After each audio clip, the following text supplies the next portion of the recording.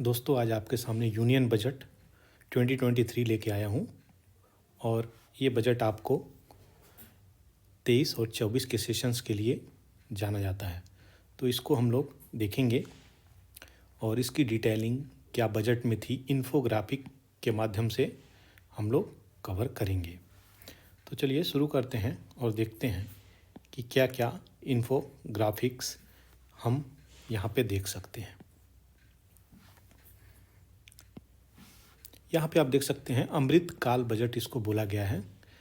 इस अमृतकाल बजट को बहुत ही मिडिल क्लास के लिए एक स्वर्ण अवसर के रूप में बोला गया है कि मिडिल क्लास को इसमें बहुत ही ज़्यादा लाभ मिलेगा, जिसकी वजह से निर्मला सीतारमण जो कि फिनमिन है आपकी, वो यहाँ पे इनके स्टेटमेंट कुछ इस प्रकार से आप पढ़ सकते हैं। इस अमृतकाल बजट में क्या क्या प्रमुख चीज़ें हैं उसको मैं डायरेक्टली कवर करूँगा। उससे पहले मैं बता दूँ, ये मेरा चैनल है, इसको आप सब्सक्राइब कर सकते हैं ताकि भविष्य में अपडेट आपके सामने आ सके। और फीडबैक देना बिल्कुल नहीं भूलिएगा, क्योंकि फीडबैक से यूट्यूब को ये एटलीस्ट पता चलता है, उसी के तरीके से ये प्रमोट करता है चैनल को। चलिए शुरू करते हैं। ट्रेंड्स इन डेफिसिट में क्या क्या ट्रेंड आए हैं 2021 से 23-24 तक, यानी आपका जो बजट है वो 2023 के लिए ही दिया गया है। जो बजट होता है वो एक साल आगे के लिए आप क्या करने वाले हैं ये बताता है, और जो इकोनॉमिक सर्वे होती है वो पिछले ईयर क्या हुआ ये बताता है। तो यही बात है, इकोनॉमिक सर्वे एक दिन पहले हो रही है और बजट 1 फरवरी को हो रही है। तो ये चीज़ें हैं जो बेसिक अंडरस्टैंडिंग आपको होनी चाहिए। यहाँ पे परसेंटेज ऑफ जीडीपी में देखा गया है तो फिस्कल डेफिसिट कितनी जा रही है 23-24 में बजट एस्टीमेट के द्वारा, तो ये 5.9 है। और डायरेक्टली हम यहाँ पे कवर कर लेते हैं। 2.9% आपका रिवेन्यू डेफिसिट जा रहा है और प्राइमरी डेफिसिट 2.3% जा रहा है, और 1.7% क्या जा रहा है आपका इफेक्टिव। ये इफेक्टिव रिवेन्यू डेफिसिट ये क्या है, ये दोनों को मिला देंगे जब, तो ये इफेक्टिव रेवेन्यू डेफिसिट के आसपास आता है, समझ गए। ये 1.7 के आसपास एस्टीमेट करके इफेक्टिव रेवेन्यू डेफिसिट यहाँ पे दिया गया है। नेक्स्ट देख लेते हैं trends in tax receipt. Tax receipt के ट्रेंड क्या हैं, वो ग्रॉस टैक्स जो रिसीट हुए हैं वो 11.1% ऑफ द जीडीपी हैं, और इनडायरेक्ट टैक्स जो जीएसटी सब्ज्यूम कर लिया आपने वो क्या है 5.1%, और डायरेक्ट टैक्स जो है 6% के आसपास यहाँ पे बताई गई है, जो कि बजट एस्टीमेट है। लेकिन अगर 2022 की बात करें तो वो 5.1 थी आपकी इनडायरेक्ट और 6% थी क्या डायरेक्ट। तो ये इसके आंकड़े हैं। नेक्स्ट जो देखेंगे सोर्सेज ऑफ डेफिसिट फिनांसिंग, तो मार्केट की जो बोरोइंग है ये है, स्टेट पीएफ जो ये है, एक्सटर्नल डेप्ट ये है। तो अब इसके वजह से आप स्टैट्स को देख सकते हैं कि कैसे ये फ्लक्चुएट कर रहा है। यहाँ पे देख लीजिए एक प्रकार से बढ़ते हुए क्रम में यहाँ पे इसको दिखाया गया है, जो कि करोड्स में है। ये उतनी इम्पोर्टेंट नहीं है बट मैंने कवर कर दिया है। कुछ चीज़ें मैंने ऐसी डाली हैं एक नॉलेज के पर्पज़ से, वो भी चीज़ें मालूम होनी चाहिए। अब देखिए रिसोर्सेज जो ट्रांसफर्ड हुए हैं स्टेट्स को और यूनियन को, वो कुछ इस तरीके के आंकड़े को दर्शा रहे हैं। रेलवे बजट जो देख सकते हैं आप एक्सेस में, operation revenue, working result and railway की अर्निंग। तो रेलवे की अर्निंग जो है इम्पोर्टेंट है, और ये वाली जो आंकड़ा है ये ज़्यादा इम्पोर्टेंट है। की नंबर इम्पोर्टेंट है, इसको मैं डिटेल में बता देता हूँ। ये जो लाइन है ये ज़्यादा इम्पोर्टेंट आएगी।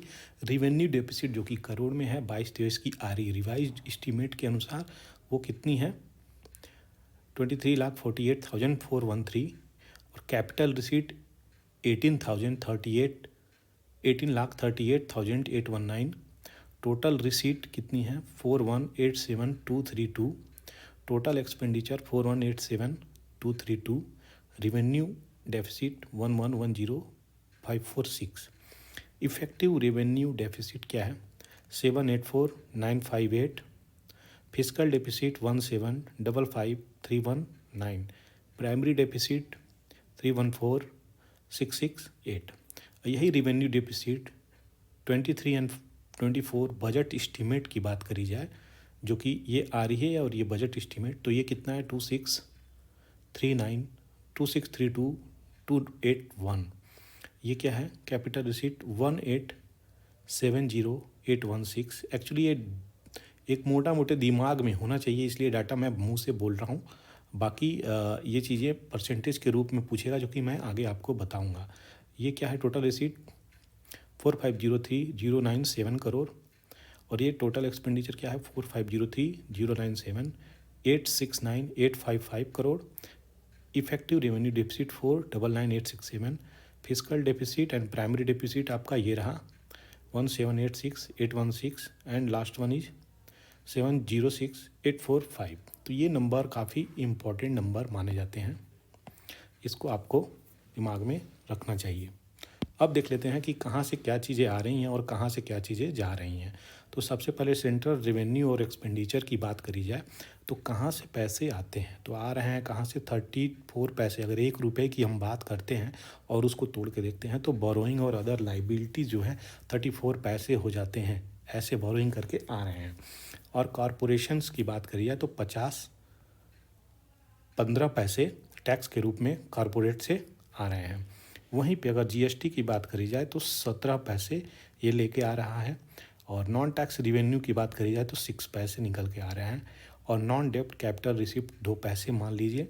इनकम टैक्स की अगर बात करी जाए तो 15 पैसे दे जा रहे हैं, कॉरपोरेशन और इनकम 15 पैसे ये लोग दे जा रहे हैं। कस्टम की बात करी जाए 4, और यूनियन एक्साइज ड्यूटी की बात करी जाए तो 7 पैसे हो रही हैं। और जाते कहाँ हैं पैसे जो आ रहे हैं, वो जाते कैसे हैं, तो सबसे ज़्यादा अगर बात करी जाए कि पैसे कहाँ जा रहे हैं, तो आप इंटरेस्ट पे किया जा रहा है, जो उसमें जाता है 20 पैसे।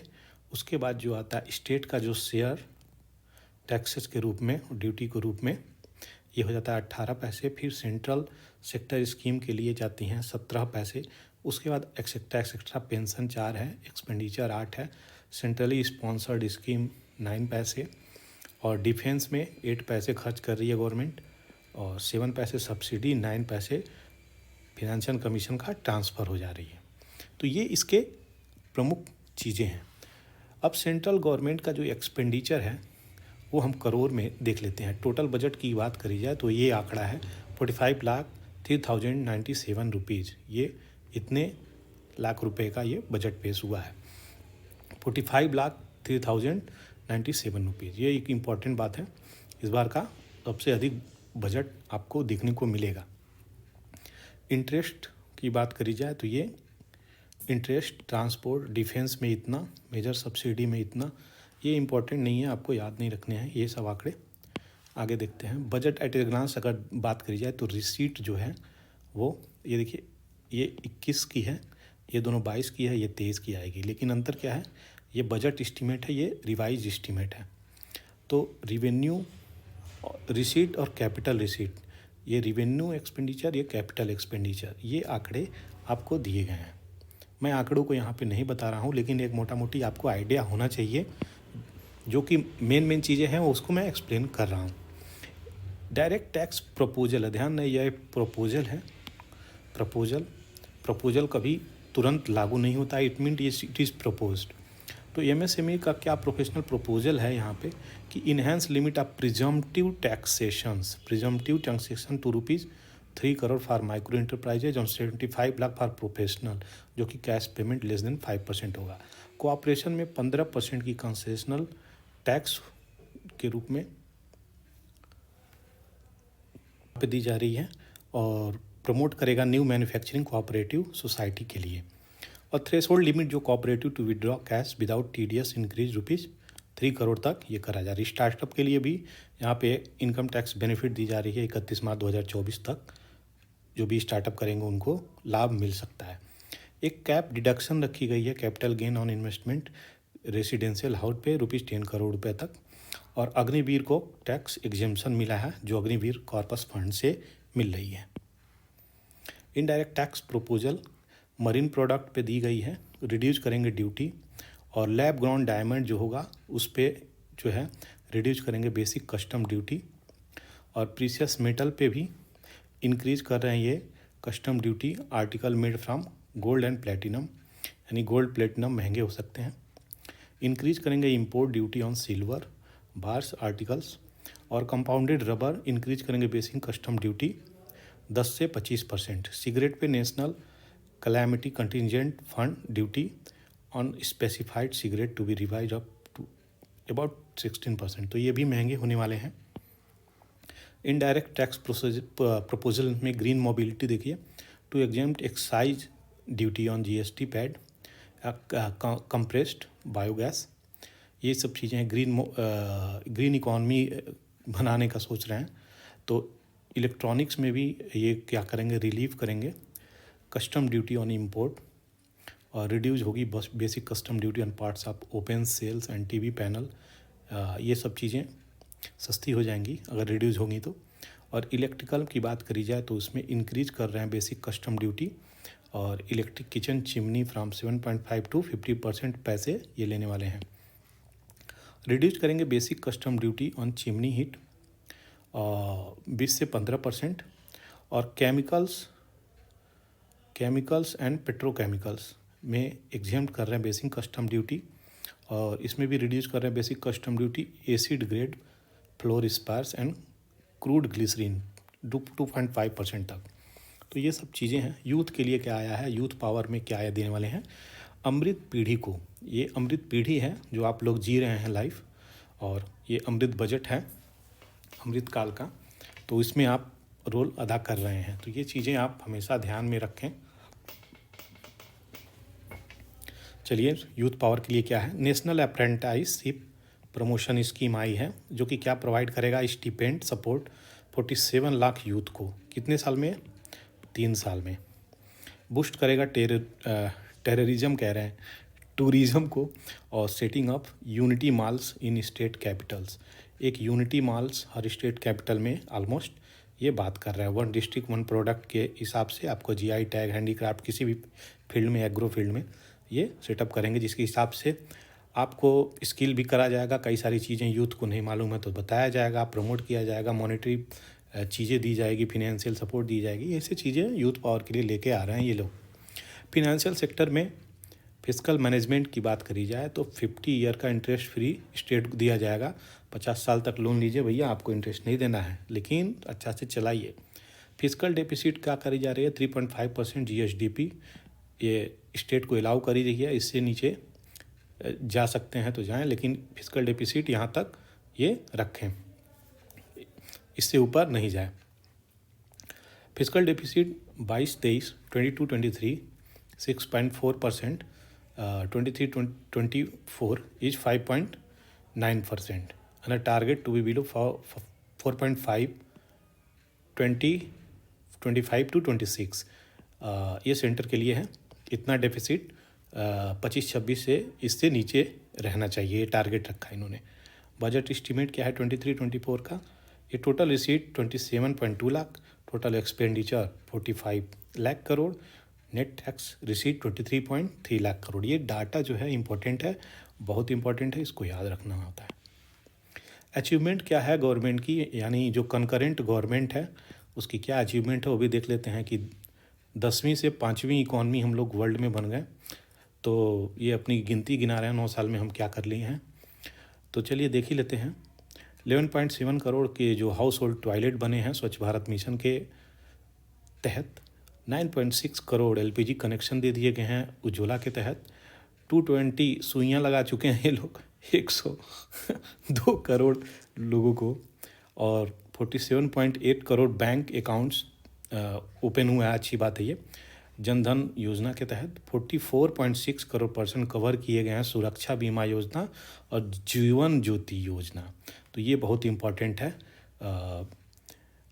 2.2 लाख करोड़ ट्रांसफ़र हुए हैं किसमें, 11.4 करोड़ फार्मर्स अंडर किसान सम्मान निधि योजना में। 6,000 का पैकेज है, 3 इंस्टॉल में मिलेगा, 2,000 के 1 क्वार्टर में। Per capita income more than double two 1.97 lakh. तो ये चीज़ें बढ़ी हैं, भले लोगों को ये समझ में आए चाहे नहीं आए, लोगों का, गरीबों का पॉकेट भरे चाहे ना भरे, लेकिन ये चीज़ें सरकार अपनी कह रही है, आप देख सकते हैं। तो विजन फॉर अमृतकाल क्या है कि इस अमृतकाल में कि सरकार का, गवर्नमेंट का क्या विजन है। Empowered and inclusive economy. Empowered और इंक्लूसिव इकॉनमी क्या है? अपॉर्चुनिटी है सिटीजन के लिए और यूथ पे फोकस करने के लिए। ग्रोथ, जॉब क्रिएशन कराएंगे। Stable macro economic environment create करेंगे। ये सब तरह से एक प्लान लेके आई है कि जो कि 7 priority of the budget this 2023 and 2024। इसमें क्या है, जो अमृतकाल बजट नाम ले लिया गया है, इसमें सबसे पहले तो इंक्लूसिव गवर्नमेंट, इंक्लूसिव डेवलपमेंट, उसके बाद रीचिंग द लास्ट माइल, उसके बाद इंफ्रास्ट्रक्चर और इन्वेस्टमेंट पे ध्यान देना है। यानी इंक्लूसिव डेवलपमेंट को सबसे जोड़ के, यानी सस्टेनेबल डेवलपमेंट जो गोल पढ़ेंगे आप, 17 है, 169 टारगेट है, उसको लेते हुए इंक्लूसिव डेवलपमेंट ये करना चाहते हैं। रीचिंग द लास्ट मैन, यानी गरीब भी ना छूटे, मिडिल क्लास भी ना छूटे, और अपर तो छूटता नहीं है कभी, तो ये सबको लेके चलना है। इंफ्रास्ट्रक्चर और इन्वेस्टमेंट की बात करी जाए तो हर फील्ड में, या रोड, रेलवे, सीपवेज, इंफ्रास्ट्रक्चर, हर बिल्डिंग, कोई भी मटेरियल आप ले सकते हैं, कोई भी फील्ड इंफ्रास्ट्रक्चर और इन्वेस्टमेंट की बात कर रही है ताकि लोगों को जॉब निकल के आए। अनलीजिंग द पोटेंशियल, आपके अंदर कितनी ताकत है ये चेक करेगी गवर्नमेंट, आपको डेवलपमेंट भी करवाएगी, तो वो लोगों की पोटेंशियल को अपग्रेड करने की बात करी है। ग्रीन ग्रोथ की बात कर रही है, हाइड्रोजन एनर्जी और bio energy, waste to energy, हर चीज़ का रिन्यूएबल एनर्जी ये लेके आ रही है गवर्नमेंट, और इसमें डेवलपमेंट चाहती है। यूथ पावर को सपोर्ट प्रोवाइड कर रहे हैं, जैसा कि मैं पहले बताया। फिनेंशियल सेक्टर ऐसे ही बूम जा रही है, आप देख रहे हैं वर्ल्ड में। मेरी ही एक ऐसी इकॉनमी है भारत की जो इतनी तेज़ से जा रही है। अब बढ़ते हैं आगे। लास्ट माइल कनेक्टिविटी की बात करी जा रही है। क्या है? Harmonised master list of infrastructure, highest cover capital outlay of 2.4 lakh crore for railway, 100 critical transport infrastructure project identify कर लिया गया है। 15 एडिशनल एयरपोर्ट बनेंगे, हेलीकॉप्टर, वाटर, एरोड्राम्स, पानी में भी ये लोग एरोड्राम्स बना देंगे, और coastal shipway promote through PPP mode, public power partnership के हिसाब से ये करेंगे। अनलीज करेंगे पोटेंशियल, आपके अंदर कितनी ताकत है, कितनी क्षमताएं हैं, कितनी कैपेबिलिटी है, कैलिबर है, वो सब निकल के आएगी। देखते हैं towards a transparent and accountable administration. यह फेज़ 3 में ई कोड भी ये लोग लॉन्च करने वाले हैं ताकि एफिशिएंट एडमिनिस्ट्रेशन हो। अब देखिए साउथ में, ये भारत है आपका, साउथ के बेल्ट के लोग को यहाँ पे आना पड़ता है दिल्ली। अब दिल्ली आने में ही फ्लाइट से आएंगे तो भी 1 दिन जाएगा, फ्लाइट से नहीं आएंगे तो 3 दिन जाएगा। तो अब बताइए कहीं ना कहीं लोगों को आने जाने में ही कितनी पैसे खर्च हो रहे हैं, कितने ही है। तो इसलिए ई कोर्ट आ रहे हैं और ये ईज ऑफ बिजनेस हो जाएगा कई प्रकार से। अब इसके बहुत सारे बेनिफिट हैं, अब यहाँ पे नहीं बता सकते ऐसे, लेकिन ये चीज़ें इतनी होंगी। विवाद से विश्वास, गवर्नमेंट आप समझ ही सकते हैं कि कोई भी इशू हो, कॉन्फ्लिक्ट तुरंत एग्जीक्यूट करिए। विवाद से विश्वास सेकंड फेज आ गई है कि ईजियर सेटलमेंट हो, कॉन्ट्रैक्ट डिस्प्यूट, गवर्नमेंट अंडरटेकिंग, जो भी गवर्नमेंट में भी हो, स्टेट गवर्नमेंट, सेंट्रल गवर्नमेंट या स्टेट गवर्नमेंट, हर प्रकार से चीज़ों को ये सही करेंगे। Input based to result based, जो भी इनपुट बेस्ड थी पहले, अब वो रिजल्ट बेस्ड, क्या रिजल्ट आ रही है उस पर फोकस करेंगे ये। और एंटिटी डिजी लॉकर एक ऐप है, उसको भी अपग्रेड करने की बात करी जा रही है। ऑनलाइन स्टोरिंग और शेयरिंग ऑफ डॉक्यूमेंट्स को और स्ट्रॉन्ग करने की बात करी जा रही है। चलिए देख लेते हैं कि अनलीज पोटेंशियल किस में करेंगे। गुड गवर्नेंस में करने जा रहे हैं। जन विश्वास बिल जो कि इंट्रोड्यूस हुआ है, और 100 लैब्स सेट होंगे 5G सर्विस के लिए। 3 centre of excellence artificial intelligence को भी अपग्रेड किया जाएगा। नेशनल डाटा गवर्नेंस पॉलिसी के लिए 1 स्टॉप सोल्यूशन आइडेंटिफाई के लिए डिजी लॉकर सर्विस के लिए। तो ये सब चीज़ें इंपॉर्टेंट है, अनलीज करेंगे potential. Substantial relief in personal income tax, substantial relief in personal income tax, ये क्या है? ये चेंज आप स्लैब हुई है। अब स्लैब यहाँ पे एक शब्दों में मैं देख लूँ कि जो टैक्स स्ट्रक्चर था पुराना वाला वो भी चलेगा, नया वाला ये भी चलेगा, और इसका एक नया वाला वर्जन वो भी आना बाकी है, वो भी शायद गवर्नमेंट चला दे। अब इसमें क्या है, 0 से पहले क्या था, 2.5 लाख था, अब यहाँ पे 3 लाख तक नील किया है। 3 से 6 5% किया है, 6 से 9 10 कर दिया, 9 से 12 15% किया है, 12 से 15 20, और एबव 15 30% पे करना पड़ेगा आप योर सैलरी। तो ये इनकम टैक्स है, टैक्स एग्जेम्पशन। चलिए, तो ये इंपॉर्टेंट है, ये आपके एग्जाम में पूछ सकता है, ये भी इंपॉर्टेंट आना चाहिए। अब देखिए निर्मला सीतारमण जी ने क्या कहा है यहाँ पे, 5 लाख रुपए तक आपको टैक्स नहीं पे करना पड़ेगा, चाहे आप बोथ ओल्ड या न्यू टैक्स रेजिम में हो। आई प्रपोज, यहाँ ध्यान दें, यहाँ पे प्रपोज की एक बात कही गई है, इन्होंने बोली है, to increase the rebate limit up to 7 lakh in the new tax regime. ये नया टैक्स रिजिम जो लाएंगी उसमें 7 लाख रुपए तक का उसमें छूट ये देने वाली हैं। अब ये चीज़ें, ये प्रपोजल है जो मैं बोल रहा हूँ। बाकी 5 लाख रुपये तो आप इंजॉय कर सकते हैं और 7 लाख रुपया have to no benefits in next regime. अब देख लेते हैं पैसा कहाँ से आता है, पैसा कहाँ जाता है, जो कि मैं पहले बताया, लेकिन ये फिगर कुछ क्लियर है इसलिए मैंने लगा दिया था। ये कहाँ जाता है वो लगा दिया था, यहाँ पे देख लीजिए। अब डेफिसिट जो ट्रेंड है ये देखना बहुत इंपॉर्टेंट है। अब देखिए 2013 और 14 का जो डेफिसिट ट्रेंड था कैसे यहाँ तक का सफ़र करता है, तो ये एक इम्पॉर्टेंट स्लाइड है, इसको अवश्य आप लोग रीड करें। क्यों? क्योंकि जब भी यूपीएससी और यूपीपीसीएस और स्टेट पीसीएस कोई भी क्वेश्चन बनाते हैं तो इस पे भी बना देते हैं। खास करके यूपीएससी कैंडिडेट अवश्य इस पे ध्यान दें कि इनके ट्रेंड कैसे फ्लक्चुएट कर रहे हैं। यहाँ पे देखिए 4.5% फिस्कल डेफिसिट थी, रिवेन्यू डेफिसिट 3.2% थी, इफेक्टिव रेवेन्यू डेफिसिट 1.9 और प्राइमरी डेफिसिट 1.1। ये कब है? जब गवर्नमेंट आने वाली थी, किसकी? कंकरेंट गवर्नमेंट की। अब यहाँ से 15-16 तक, 17-18 तक कुछ अच्छा बहुत ज़्यादा था नहीं, लेकिन जब दूसरी गवर्नमेंट बन रही है इस गवर्नमेंट की, तो यहाँ से ये सीधे टेक ऑफ मार दे रहे हैं यहाँ पे।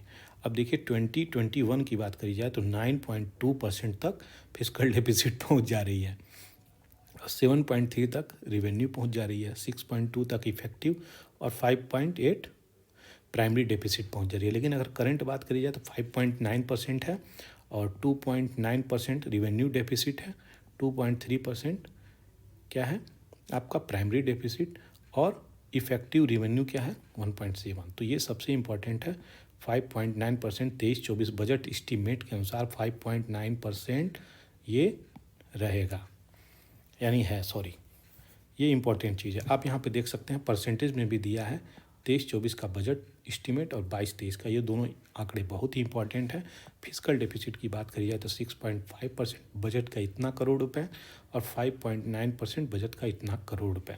रिवेन्यू डेफिसिट की बात करें तो 4.1% और 2.9%, ये हर 23-24, ये 22-23 के अनुसार है।